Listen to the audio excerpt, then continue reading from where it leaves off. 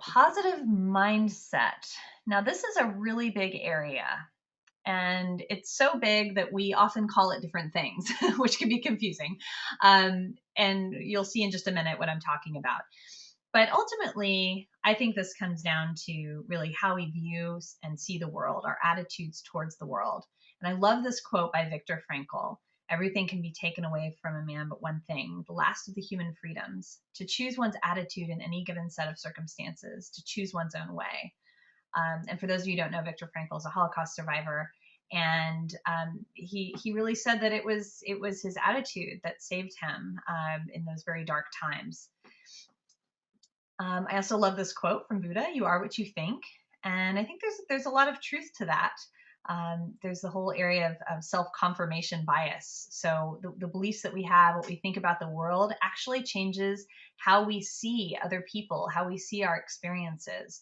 So our minds and our thoughts are very important, and important to mind them. So when we talk about positive mindset, there are three main things that we're talking about here, and it really has to do with orientation to past, present, and future. So having a positive mindset, in our definition at POH, is you're someone who, when you look back on previous situations, you have a feelings of gratitude about them. When you are in the present moment, you're able to be mindful, to be fully present and engaged. And when you look towards the future, you are able to have what we call flexible optimism. But optimism, when it's appropriate to have optimism, and we'll talk more about that. So gratitude, mindfulness, and optimism for us is really part of having a positive mindset about the world, past, present, and future. And so we're just going to go through each of these three areas today quickly. So mindfulness. Now, as many of you know, mindfulness is a big area in positive psychology. We could spend an entire webinar talking about it, a whole conference, in fact. So we're just going to go through it very quickly. But mindfulness, as you see here in this cartoon, I don't know if you've ever had that experience where you're just sort of on autopilot, right? You're just going through your day, moving through your day, and you realize that you're not fully checked in. Right? As you see here in this cartoon, wait a minute, this is grass. We've been eating grass. I've definitely had those moments. Mindfulness is really the opposite of that. It's the ability to be fully present in the moment. So as you see this beautiful picture here, right, you're walking on the beach, and mindfulness is being able to fully experience that moment, to feel the water, to feel the sand, to be engaged, to breathe the air, to experience it with all of your senses. Now, I used to think of mindfulness as being something that could only happen if I was meditating or doing yoga. And that was my own ignorance. So I thought, hey, I'm not a meditation or yoga person, so I must not be able to be mindful. The truth is, that's not the truth. But mindfulness is really about being present, being receptive and curious and open in the moment. And you'll see the pictures here. I actually have a 4-month-old baby, which is a wonderful practice in mindfulness every day. But really, you can think of it like this. You can really do any activity in a fully mindful way. So washing the dishes, something that's typically many people think of as being unpleasant, I certainly do. Imagine washing the dishes as if you are washing a newborn baby. Your total absolute love, right? Think about how it changes that task in the moment. How much you would pay attention to every little corner and every little aspect of that plate to make sure that you got off every single crumb.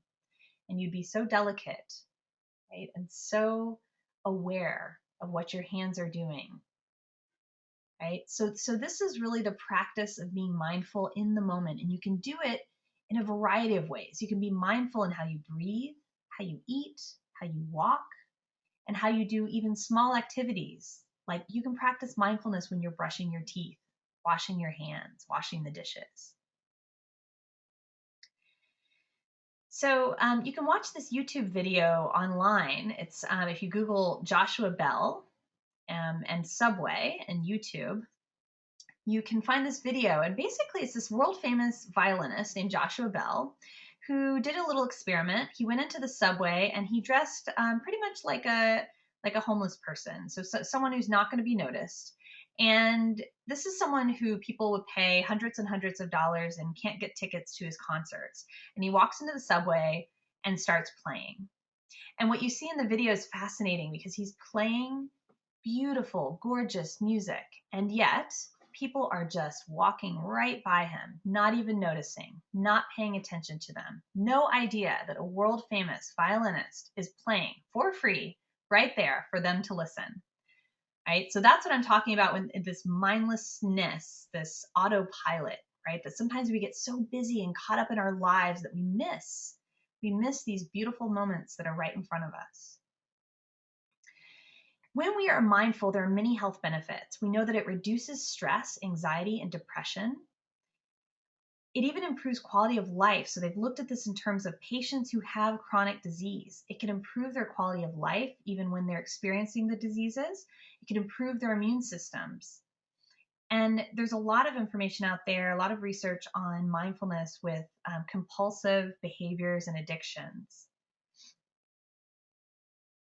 And I love this, this image of the apple and this quote by Thich Nhat Hanh, who's a Buddhist monk.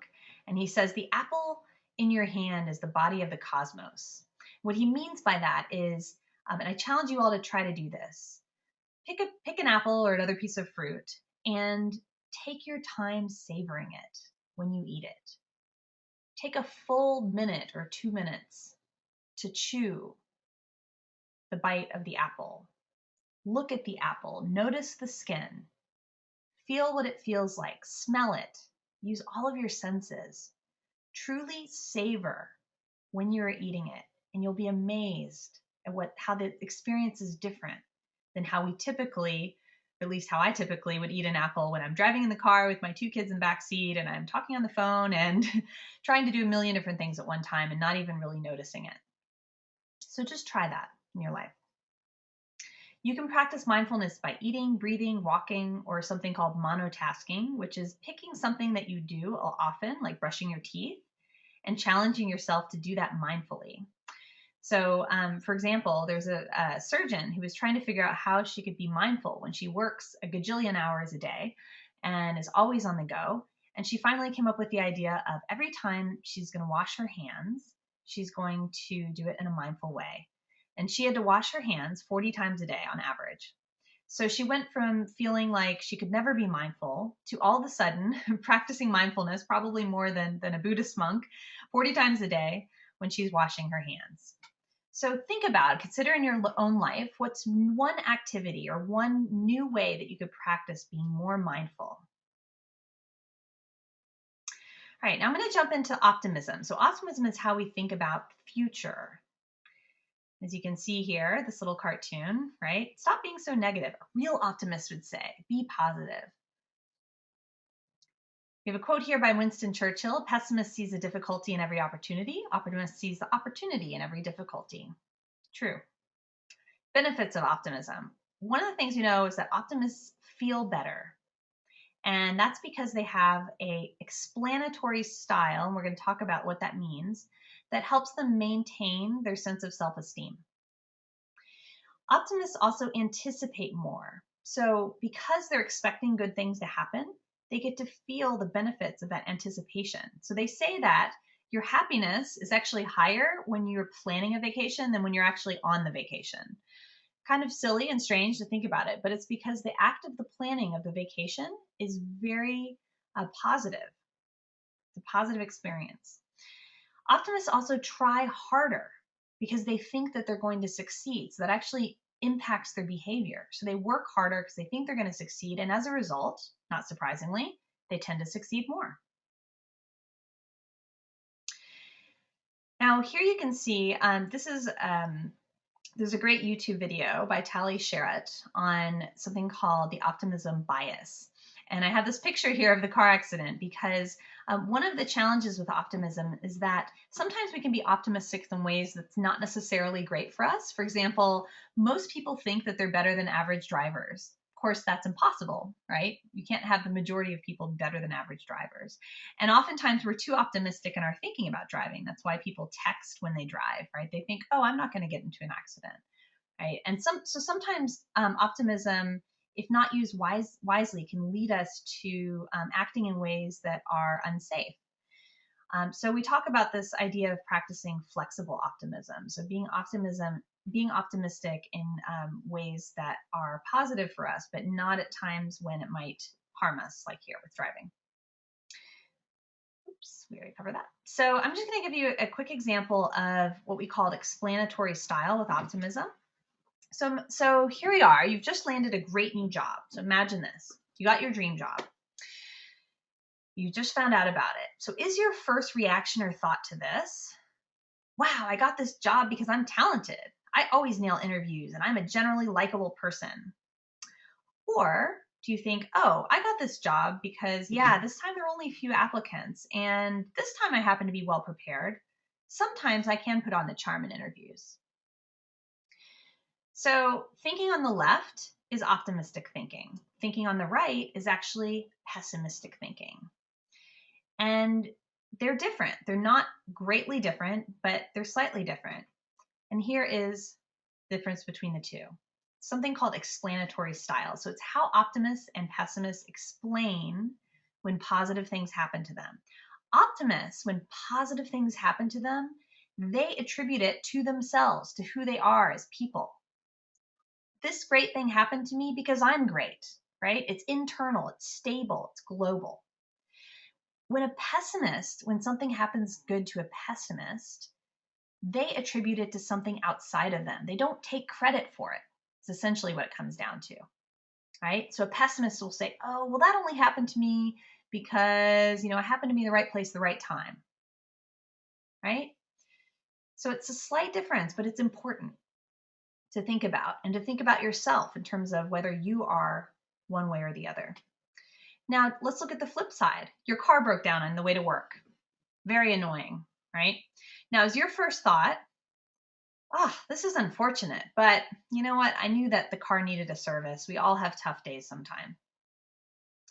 Or do you think, this always happens to me at the worst possible time. I'm such an unlucky person. On the left, here we have Tigger, the ultimate optimist. On the right, we have Eeyore, the ultimate pessimist. And again, it comes down to explanatory style.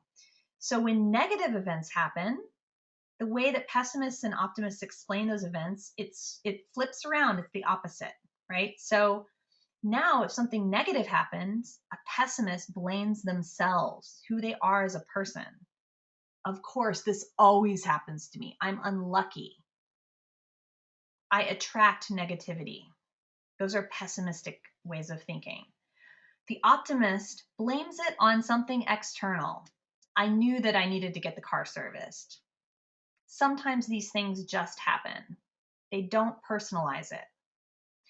And what we know about this explanatory style is that when optimists give themselves credit for positive things that happen, and when when negative things happen, they attribute it to external things, they don't personalize it, that helps them maintain a positive self-esteem. And as you can see here, this is a great example of explanatory style, Michael Jordan. He's missed more than 9,000 shots. He's lost almost 300 games on 26 occasions. He's been entrusted to take the game-winning shot and missed. He's failed over and over again, but that's why he succeeds. So even though he fails, he's optimistic in his thinking. He sticks to it. He doesn't personalize these negative things that happen when he misses these shots. He keeps going. We know that optimists deal with adversity better. There's something that's called post-traumatic growth. So when optimists are faced with adversity, they look for ways to grow from it rather than having it really bring them down. It makes them stronger and they benefit from adversity in the end. All right, so now I'm just going to go through quickly gratitude, which is the positive mindset towards the past.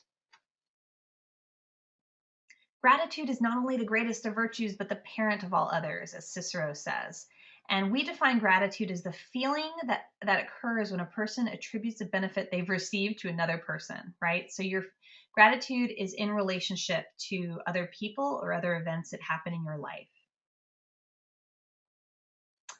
I love this quote, and Tao Pu is one of your all's readings, but you'll have a chance to read this yourself. But do you really want to be happy? You can begin by being appreciative of who you are and what you've got.